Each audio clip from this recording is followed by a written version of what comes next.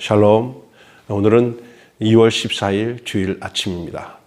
오늘 누가복음 14장 1절부터 14절을 함께 우리가 봉독했는데요. 오늘 이 본문의 말씀으로 비정한 종교인과 따뜻한 예수님이라는 제목의 말씀으로 함께 은혜를 나누겠습니다. 거짓 종교인의 모습은 무엇이고 진실한 신앙인의 모습은 과연 무엇입니까? 한 사람이 창을 팔려고 모든 것을 이 창이 다 뚫는다 이렇게 선전을 합니다.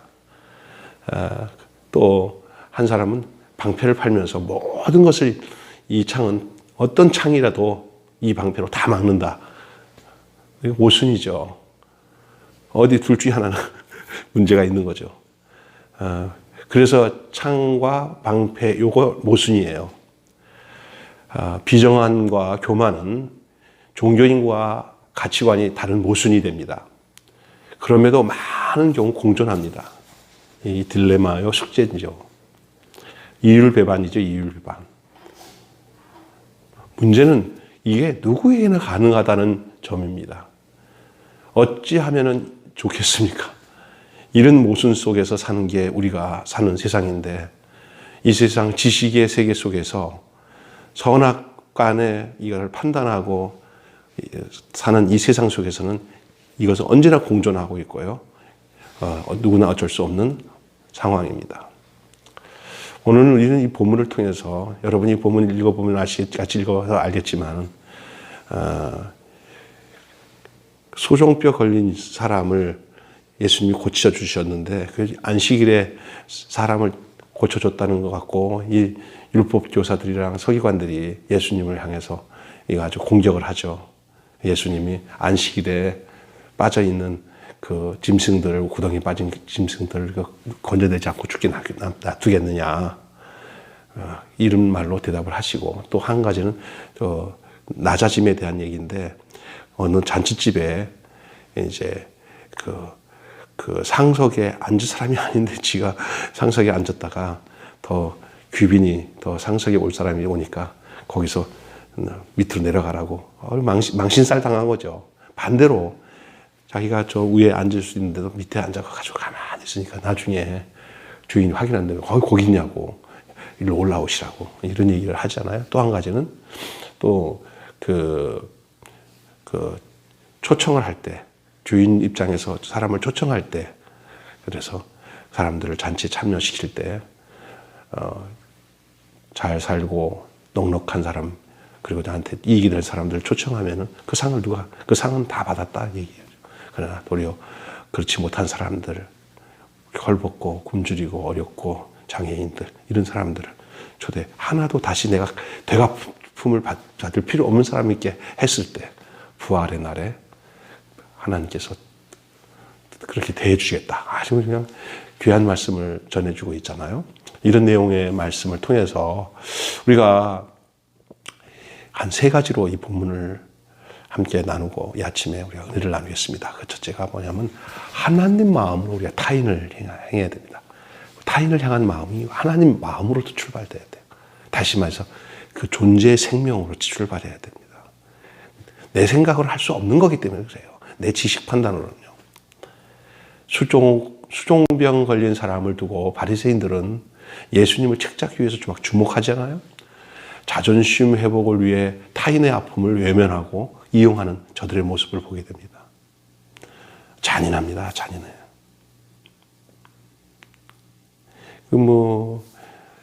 옛날에 이게 날때보도 소용 있는 사람을 향해서도 이게 부모의 죄입니까? 아니면 저 자신의 죄입니까? 신학적으로 따지고 옳고 그른 거 따지고 그건 지금 옳고 그른 거 따질 게 없어요. 그 사람을 긍휼히 여기고 그 사람이 필요한 것을 채워주고 해결해 주는 것이 문제지. 잔인하죠, 잔인해. 이 신학이라는 게 하나님 안에서 인간이 이렇게 학문적으로 또 옳고 그른 것, 이것이 진짜냐, 이것이 가짜냐, 이것이 좋냐, 나쁘냐 이런 것으로 다가가는 거 얼마나 불행한지 몰라요. 예수님은 이 사실에 분노했을 겁니다. 그분 마음에 공감하지 못하는, 주님의 마음에 공감하지 못하는 그 사람이 진짜 병자예요.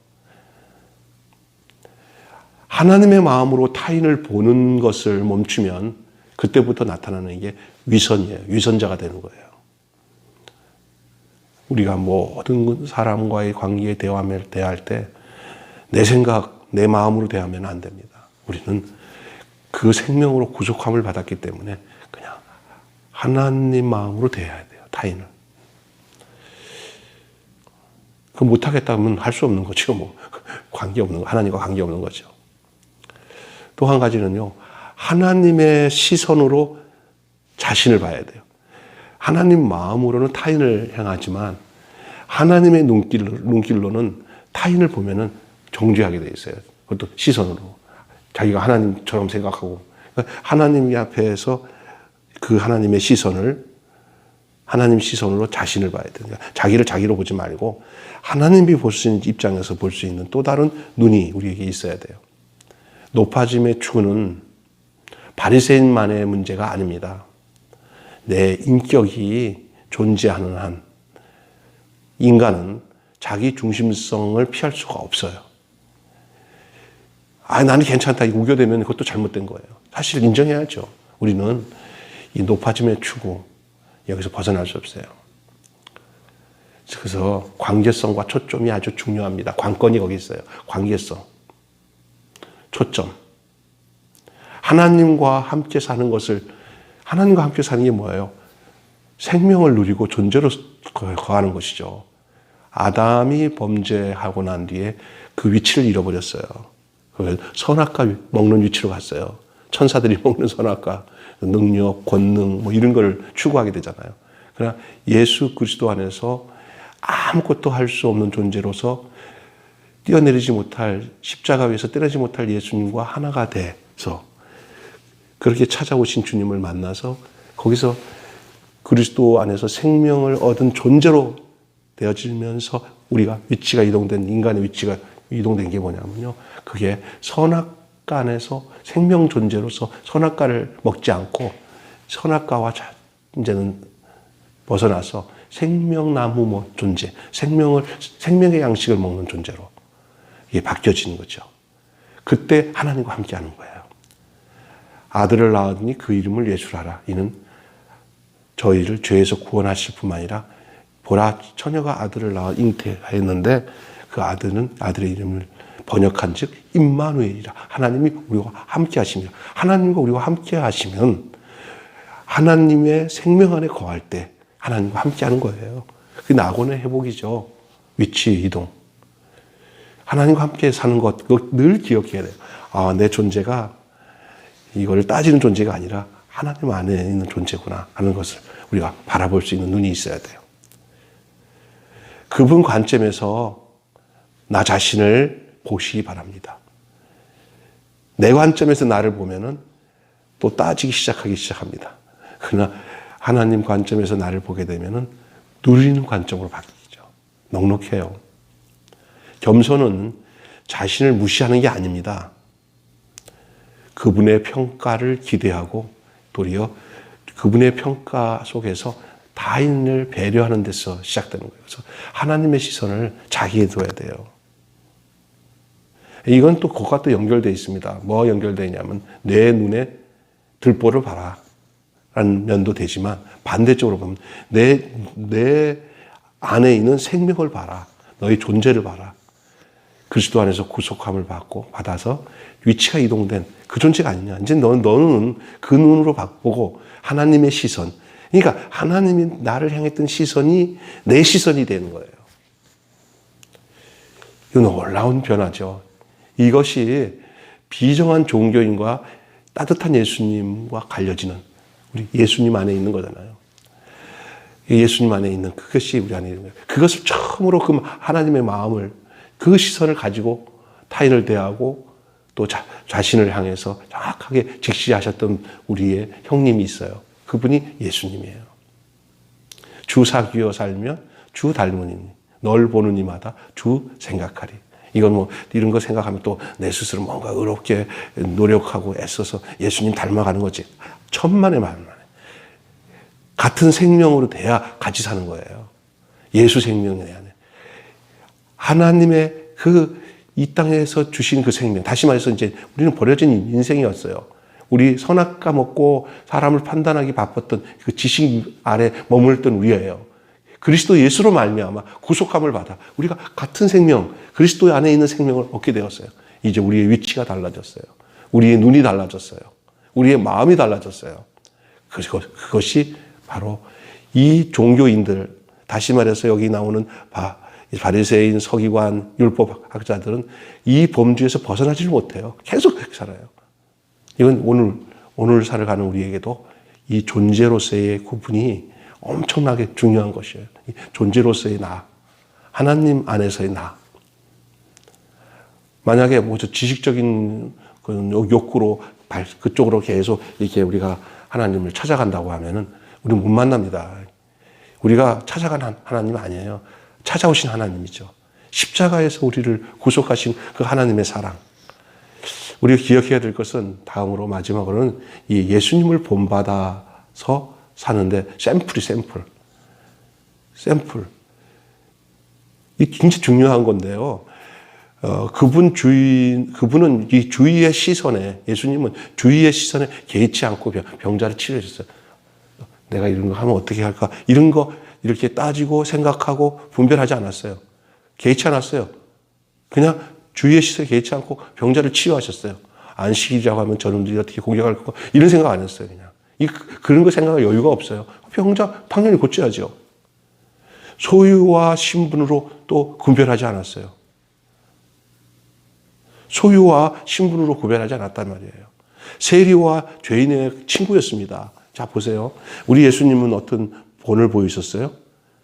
예수님이 그리스도를 본받아 산다는 것은 우리의 구원의 문제, 영생의 문제뿐만 아니라 삶의 문제까지 연결되어 있어요. 그리스도가 어떻게 살았는지를 기억하시고 어떤 가치관과 개념으로 우리 예수님이 살았던 부분을 보시면서 그를 지적으로 이렇게 분별하면서 따라가는 게 아니라 그거는 그냥 생명 속에서 저절로 가게 되는 문제거든요. 근데 그래도 그걸 분석할 필요가 있으니까 얘기하는 거예요. 어떻게 하셨어요, 예수님이? 소유와 신분으로 절대 구분을 하지 않았어요. 그냥 모든 사람을 존재로 받아들였어요.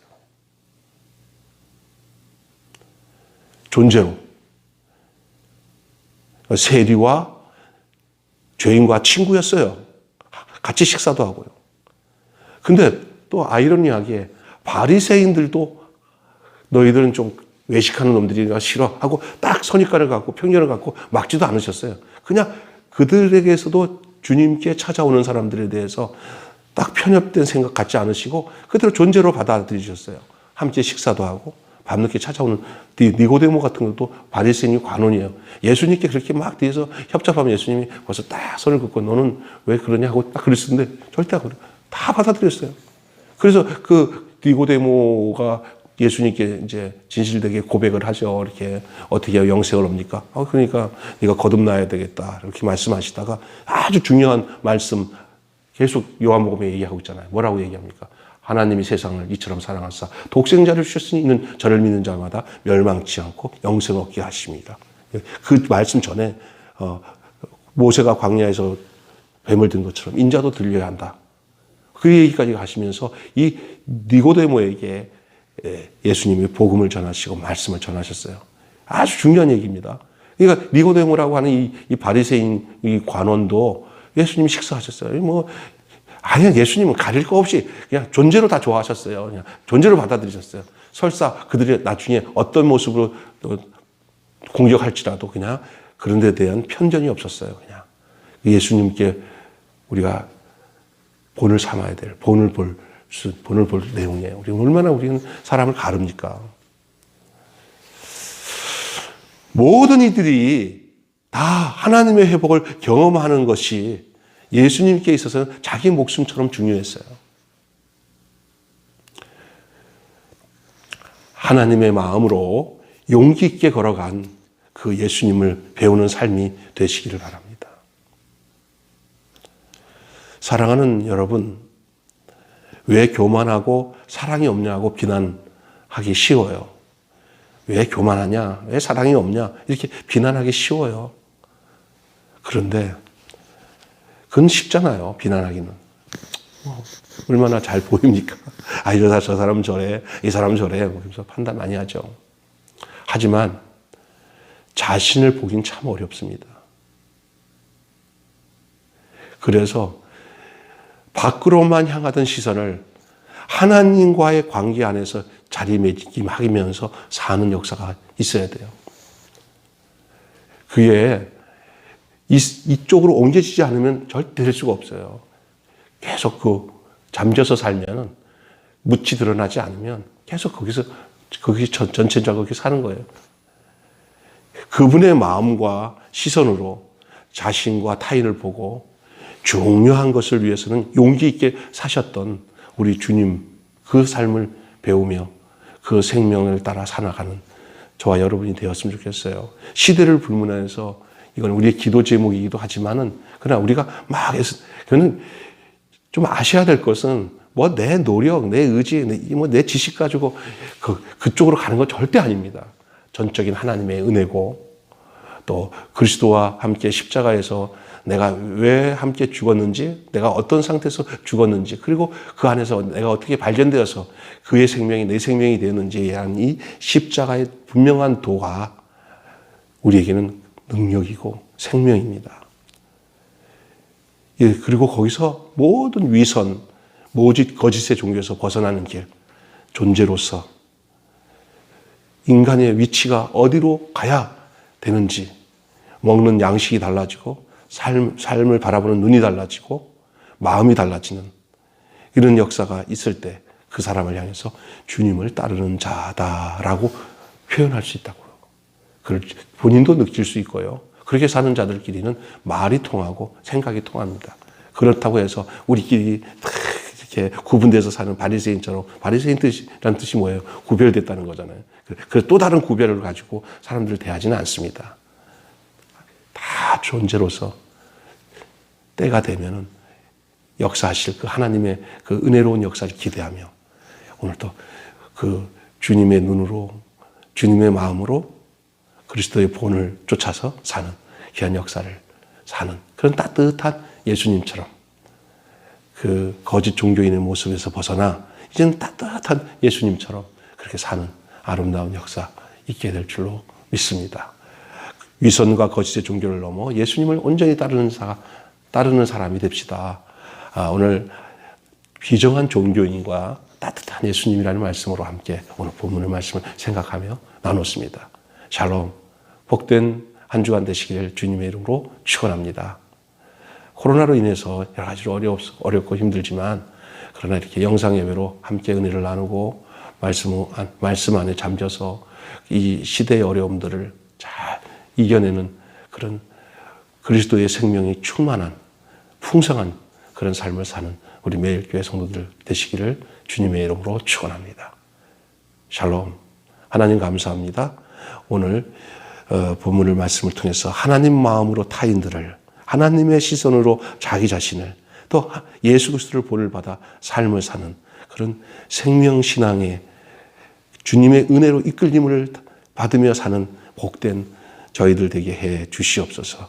우리 주 예수님의 이름으로 기도하옵나이다. 아멘.